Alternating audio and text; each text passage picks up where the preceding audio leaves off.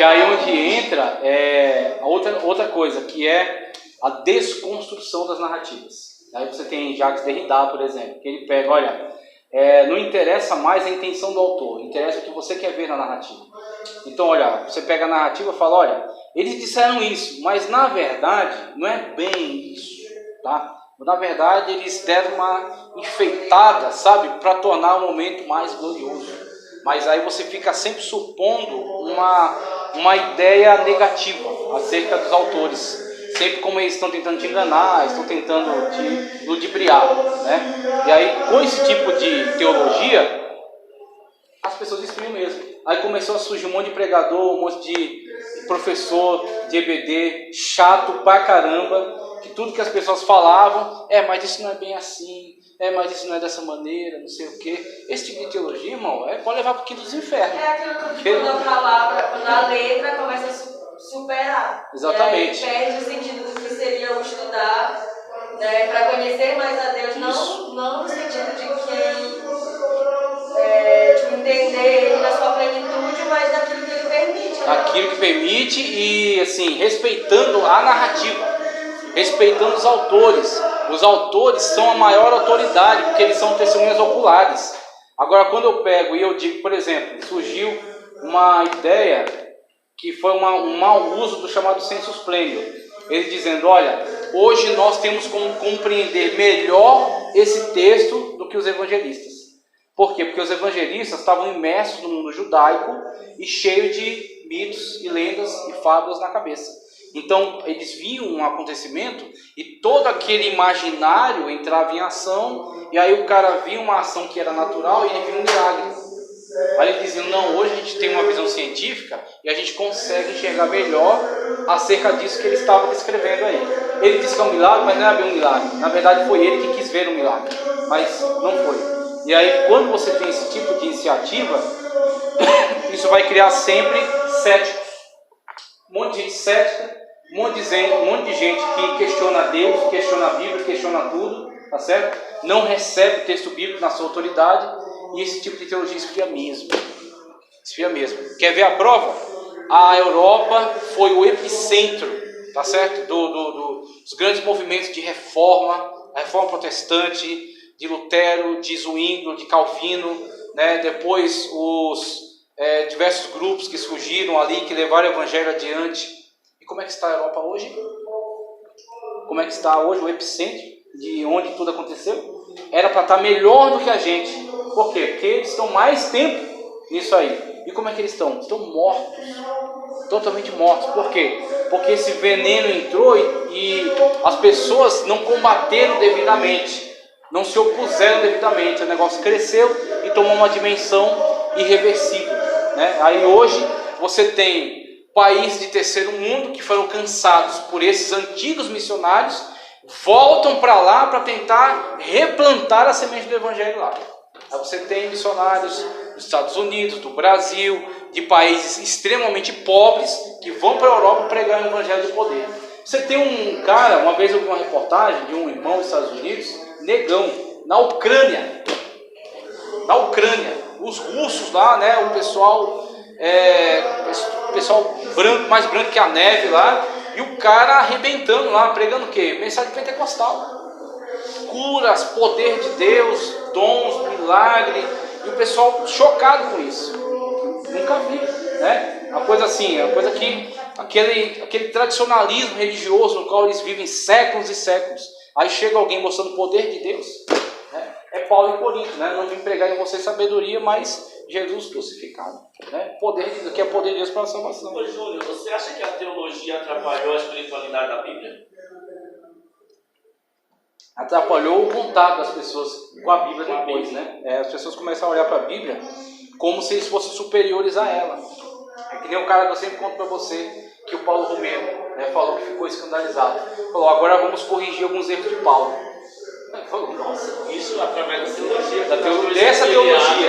Dessa teologia, onde o cara acha que por ele ter certos conceitos filosóficos e científicos, ele está mais habilitado que os próprios autores bíblicos a entender daquele contexto. Aí o cara vai analisando e diz, ó, isso aqui é mito, isso aqui é verdade, isso aqui é mito, isso aqui é verdade. Aí fica uma Bíblia toda fragmentada, onde surge o conceito do cânon dentro do cânon. O que é? O cânon maior é a Bíblia com todos os seus mitos e fábulas e loucuras e tal. E o cânon menor é o que esses especialistas foram lá, enxugaram tudo isso aí e disseram, isso aqui. Aí fica o quê? Conselhos, né? Algumas narrativas históricas, alguns testemunhos, algo assim. Mas milagre, poder, sobrenatural, tira tudo.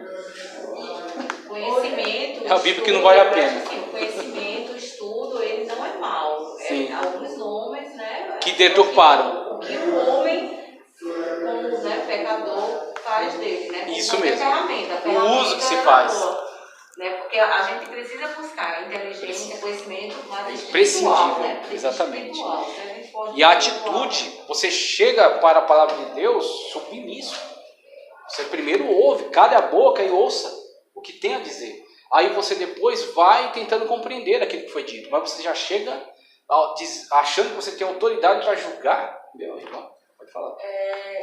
Recentemente, a gente vive uma era digital, né? Então o acesso hoje à Bíblia é muito facilitado, a gente tem ela em todos os idiomas, em todas as versões possíveis, aquela que mais te agrada, que mais facilita a tua vida. E aí, com toda essa era digital e tudo mais, recentemente, eu não sei se os irmãos têm acesso, mas quem vive nesse meio das redes sociais conhece os influenciadores que levam tipo, multidões e tem não sei quantos milhões de inscritos nos seus canais e tudo mais. E aí recentemente surgiu, né, um burburinho no meio do mundo gospel na internet, né, um cidadão que eu não consigo chamar hoje de um ministro de Deus, Sim. porque ele teve a audácia de dizer que a Bíblia precisava ser reformada. Pois é. Isso repercutiu. E isso ficou bolando no meio. E aí quando você vai ver, eles querem, as pessoas que querem que a Bíblia seja reformada é porque elas não estão mais aguentando o pecado sendo lançado no rosto, né? Porque a Bíblia evidencia os nossos erros. Então, eles, para tentar ter o maior número de pessoas ali debaixo, né, do seu poder, debaixo da palavra que usa, tipo, agregando junto com eles, então eles começaram principalmente os pontos que são os mais... Você lembra o que causou essa fala dele? Acho que foi por causa do homossexualismo. E o que eu ouvi assim, porque eu ouço um trabalho musical e repercutiu, e tem o César Cavalcante, que é reitor, né, da FTB, então o negócio caiu no colo dele, né? Então o pessoal, claro, vai perguntar.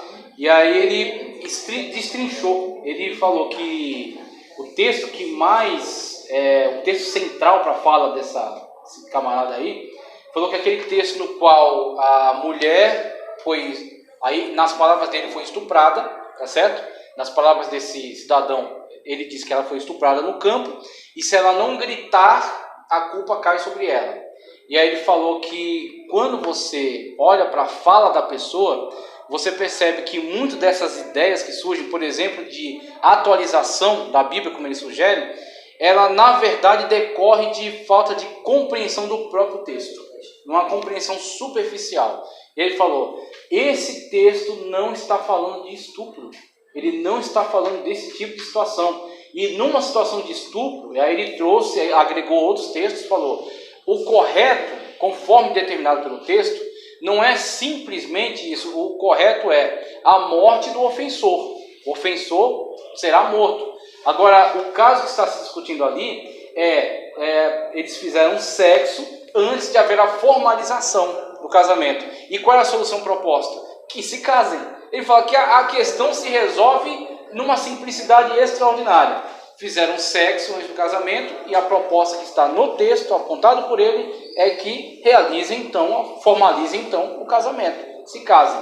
E aí ele fala, quando você vê esse tipo de coisa, muitas das vezes, como você mesmo falou, influenciadores digitais querem fazer seu nome, querem fazer uma mídia em torno deles, né?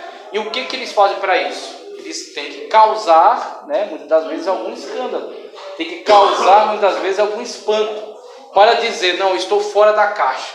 Todo mundo está dentro da caixa, né, e eu estou me destacando aqui fora da caixa. Então, vez ou outra a gente vê surgir aqui também esses pregadores que querem ser os diferentões, né? Todo mundo analisou o mesmo texto e nunca viu. Agora ele vem, consegue ver uma outra coisa mirabolante. E às vezes ele pega texto apócrifo, pega comentários judaicos e joga em cima como se fosse Bíblia, para dizer que ele tem um conhecimento superior aos demais. Então quando você vê esse tipo de coisa, você pode ter certeza, alguém está querendo fazer nome. Alguém está querendo aparecer, está querendo se destacar, né? Está querendo que o seu nome esteja em evidência. Então, que quando você vê os comentários das pessoas sobre esses assuntos, até que enfim alguém que entende, até que enfim alguém que aceita, até que enfim alguém que apoia. Estava muito chato, né? Tava muito. Aí você vê, por exemplo. É bem aquela questão, tipo assim, que pega o texto e interpreta ao seu bel prazer. Aí vê o que quer ver. Você encontra alguém que te apoia e que tem um cargo eclesiástico um pouco maior. Não, subindo um pouco mais nessa esfera aí. Papa Francisco. Papa Francisco, né? Ele fala abertamente que a Bíblia é um livro ultrapassado. E aí, quando você pega. A Bíblia deles, né? Todas. Aí ele diz que agora, se você for entrar na mentalidade católica, é inverso da nossa. A católica, ela se entende, a igreja católica se entende a magistra da Bíblia. Então eles dizem que, na verdade, a Bíblia é uma autoridade inferior à igreja. A igreja que determina a Bíblia, a igreja que inventou a Bíblia, a igreja que faz o que achar melhor com a Bíblia. Então é a mentalidade deles de atribuir a si este poder superior. Inclusive o Papa determina o que é cânon. Se ele amanhã achar que tem que arrancar metade do cânon, ele tira e lança lá uma encíclica, e a palavra do Papa é infalível, tá? Então a igreja se entende dessa maneira. Agora, conforme houve a reforma, a igreja reformada sempre se entendeu ministra do cânon e não magistra, tá certo? Ela serve a Deus e se submete ao cânon, se submete à Sagrada Escritura, tá ok? Por que estudar teologia? Para conhecer melhor o Deus da Bíblia. Vamos lá. Então você tem a revelação natural, né, a chamada cosmológica, a antropológica, tá certo? Então a cosmológica é a natureza. Então a natureza, ela tem que despertar em você a curiosidade acerca de Deus, a revelação cosmológica, tá? A revelação antropológica é na qual você vê o reflexo de Deus em si. Por exemplo, a moralidade humana. Mesmo que hoje você tenha uma sociedade cada vez mais corrompida, mas você ainda encontra traços de moralidade. E às vezes nos lugares mais absurdos, nos lugares onde você não esperava. Tanto existem ambientes onde você não esperava escândalo, e tem, né? Quanto também tem lugares onde você não esperava nada de bom, e quando você vê, está lá a pessoa fazendo uma boa ação, né? Agindo corretamente, contrariando aquela ideia de que o homem é fruto do meio. Então às vezes a pessoa está num meio absurdamente tóxico, deteriorado, terrível, e a pessoa expressa ali um sentimento nobre, expressa ali uma ação nobre. Então, com isso, o que você consegue ver? A imagem de Deus. A imagem de Deus ainda não foi totalmente destruída.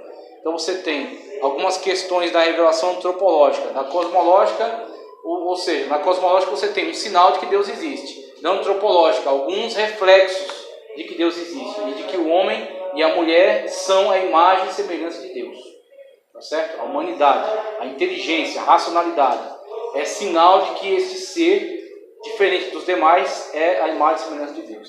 E aí você vê alguns reflexos de Deus nas pessoas. Então você tem a revelação cosmológica, antropológica e especial. A revelação especial, a Sagrada Escritura. Conhecer melhor o Deus da Bíblia, ou seja, Deus se revelando pessoalmente, tá certo? Através da Escritura Sagrada, né? As diversos testemunhos, poder, mandamentos, conselhos, tá certo? Orientações que você encontra no texto sagrado. Deus revelando-se a si mesmo, a sua vontade diretiva, a sua vontade perfeita.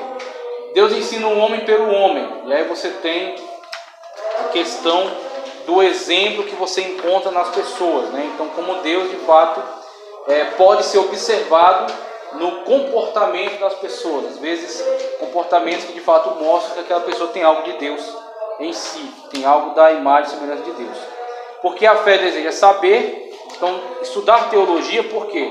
Porque você deseja ter mais conhecimento, se aproximar mais, servir melhor, se impressionar mais, adorar mais a Deus por meio de um conhecimento mais preciso acerca de Deus. E aí, quando você tem esse tipo de colocação aqui, eu me lembro do livro Heróis da Fé, da CPAD. Eu nunca lembro o nome da pessoa, eu vou dar uma consultada lá para ver. Mas tem um teólogo lá, tem um herói, né, da fé, como é colocado, que foi um homem que cresceu na época ali que a igreja estava num grande processo de crescimento na Inglaterra. E aí você tem a igreja oficial, que é a igreja anglicana, tá, que é a igreja que surgiu da iniciativa do Estado, né? E você tem os cristãos que estão desalinhados com aquela igreja. Mas naquela igreja do Estado você tinha os pregadores e pastores e diáconos e presbíteros assalariados. Agora, para ser alguém assalariado, você tinha que ter uma formação. Aí você tinha que estudar a teologia institucional, né? Tudo mais. E é o que acontece, para você estudar era caro. E aí, no caso desse homem de Deus, o pai dele trabalhou muito, investiu muito para que ele estudasse, para que ele se tornasse um pregador profissional, um pregador assalariado pelo Estado, porque isso ia garantir a família. E aí investiu nele e ele foi estudar. E aí ele confessa que esse livro já está abordando o testemunho dele, né?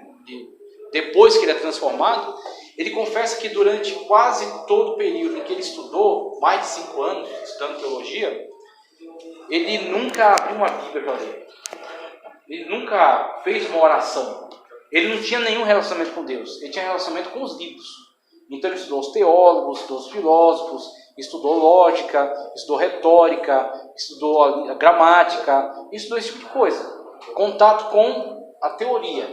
E aí, nesse seminário, ele tinha lá a galera que também estava no mesmo viés dele, né, estudando para trabalhar na igreja e ganhar dinheiro. E alguns que eram fiéis, que geralmente tinham um problema com aquele ensino. E aí, junto desses, um deles chegou a ele e propôs que ele participasse de uma reunião de oração. E aí ele achou um tanto estranho, nunca tinha ouvido falar disso, mas foi. No que ele foi, ele disse que ele teve contato com um Deus acerca de quem ele achava que estava, né, conhecendo, estudando, através dos teólogos, o Deus da teoria, né? Um Deus metafórico, metafísico, sei lá, um Deus apenas das ideias, tá? E aí, quando ele vê aqueles irmãos orando, quando ele vê aqueles testemunhos, aquele louvor, aquele amor, aquela dedicação, aquela entrega, ele fala que ele teve um contato, o primeiro contato dele com Deus foi ali. E aí ele fala que ali ele teve um encontro com Jesus e a partir dali ele passa a olhar de outra maneira para aquilo que ele estava fazendo. E aí ele dá uma outra direção à sua vida, ele se torna um pregador, mas ele não consegue ficar somente alinhado com aquela igreja oficial, limitada, né? Com aqueles sermões, né? Daquele cronograma ritualístico, né? Ele acaba saindo dali, vai fazer missões, vai ganhar pessoas para Cristo, outro direcionamento para a vida dele.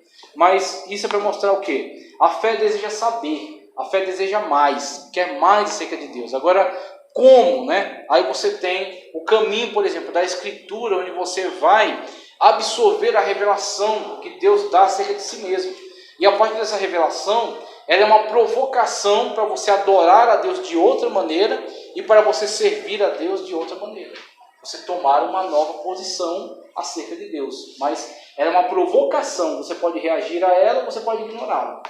Então isso aqui que você está fazendo aqui é uma provocação para você querer mais de Deus. Você querer se aproximar mais de Deus, saber mais acerca de Deus. Tá certo? Por amor a Deus, então vocês estão aqui, ó. Oi? Ah, sim, chamando ali? Certo. Amém. Vocês poderiam estar em casa, vocês trabalharam, poderiam estar em casa descansando, né? Está aqui quente pra caramba, né? Está um calor terrível aqui, mas vocês estão sentados aí e a gente falando acerca disso aqui. Por quê? Tem um amor envolvido aí. Né? Pode ser, vai com Deus, viu?